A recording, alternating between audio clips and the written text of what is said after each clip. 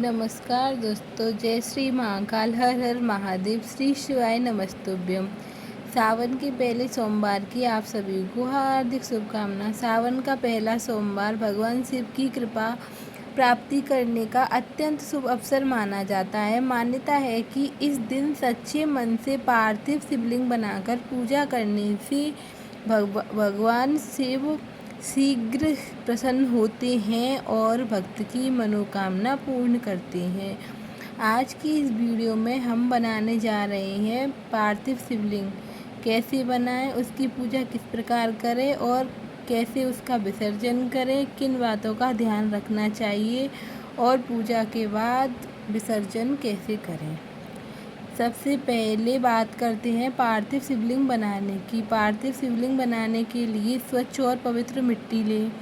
यदि संभव हो सके तो नदी या तालाब का स्वच्छ मिट्टी लें, अन्यथा घर की साफ मिट्टी भी उपयोग में ले सकते हो। मिट्टी में थोड़ा सा गंगा जल या फिर साफ जल मिलाकर उसे अच्छी तरह गूँथ लें।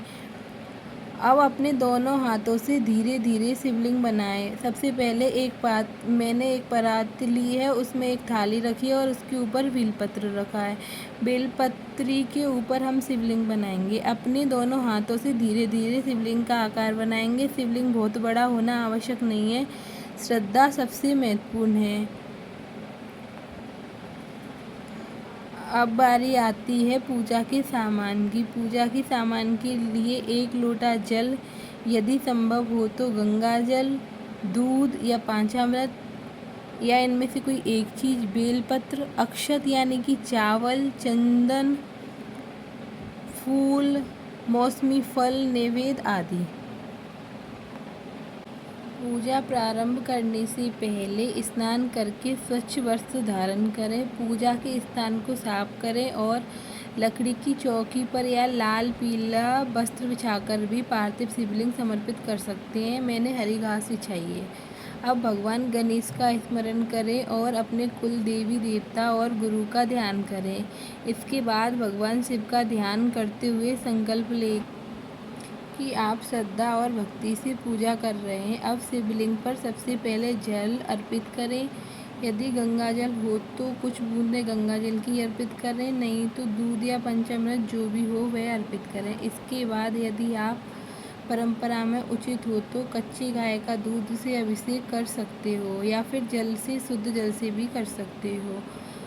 दूध चढ़ाने के बाद हमें शिवलिंग को अच्छी तरीके से साफ करना होता है, उस पर बिल्कुल भी दूध नहीं रहना चाहिए।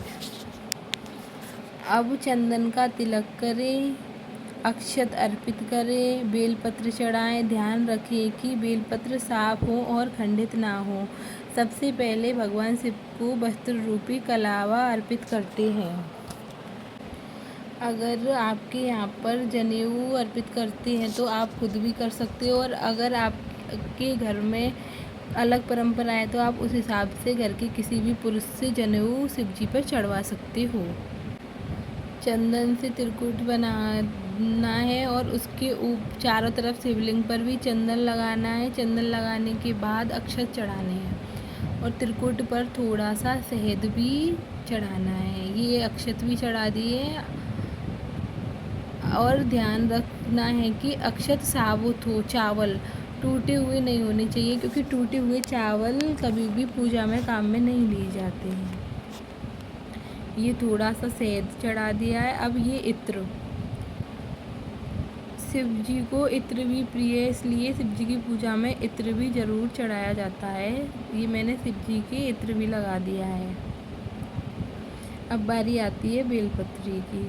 तो सबसे पहले बेलपत्री पर चंदन लगा करके उससे गणेश जी वाले स्थान पर, फिर कार्तिक वाले स्थान पर, फिर अशोक सुंदरी वाली जगह पर, जैसे कि ये वीडियो में आपको दिखाई दे रहा है, ये अशोक सुंदरी वाली जगह पर रख दिया है। अब अगला बेलपत्र माता पार्वती का को समर्पित किया जाएगा। फिर उसके बाद शिव जी पर बेलपत्री चढ़ाई जाती है। आपके पास जितनी भी हो, 1 2 3 5 7 21 11 108 जितनी भी हो, आप उतनी बेलपत्र शिव जी पर चढ़ा सकते हो।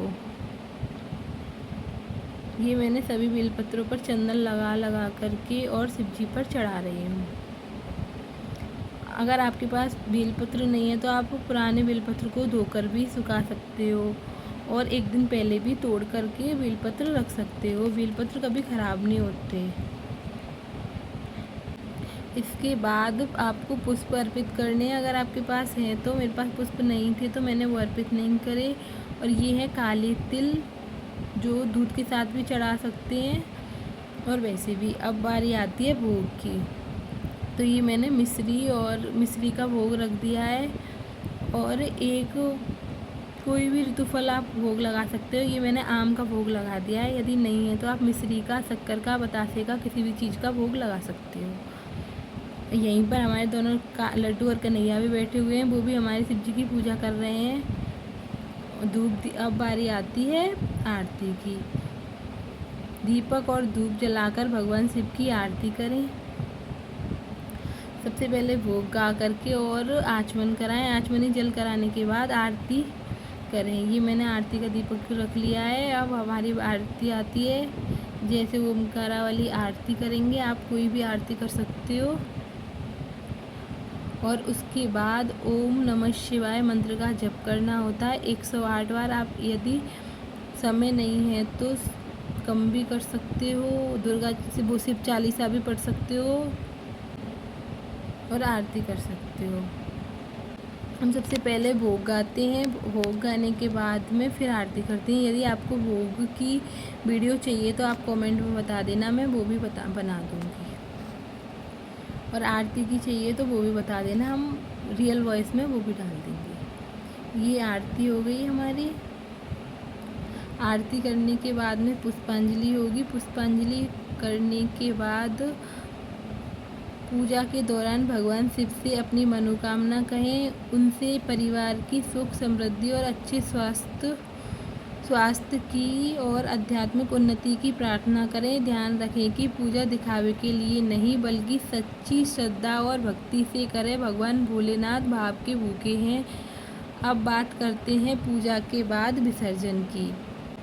पार्थिव शिवलिंग का विसर्जन उसी दिन या पूजा के बाद ही किया जाता है। किसी स्वच्छ जल के स्रोत पर कर सकते हैं या फिर किसी पात्र में स्वच्छ जल भर करके भी हम विसर्जन कर सकते हैं। पवित्र पेड़ों में सावन के पहले सोमवार की यह पूजा भगवान शिव की विशेष कृपा दिलाने वाली मानी जाती है।